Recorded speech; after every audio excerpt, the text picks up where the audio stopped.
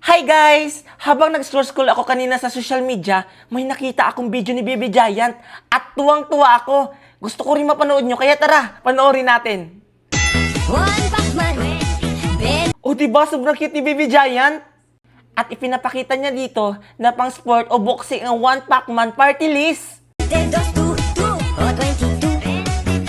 Ay, kita niyo yun? Napakaliit ni Baby Giant pero napahangan niya tayo sa tumbling niya. Napakagaling niya. Kaya dapat gayahan din natin si Baby Giant na magaling rin pumili ng iboboto sa darating na eleksyon.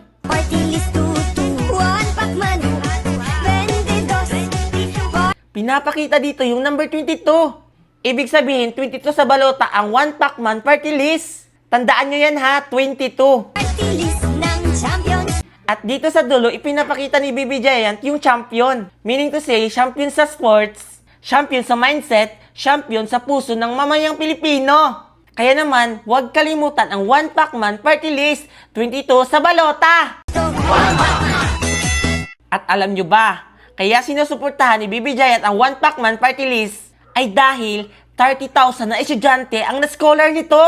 Nakapagbigay na rin ang One Pac-Man party list ng libreng gamot sa ating 75 na kababayan, 2,000 na kabataan ang binigyan ng libreng operasyon sa puso galing sa Save a Heart.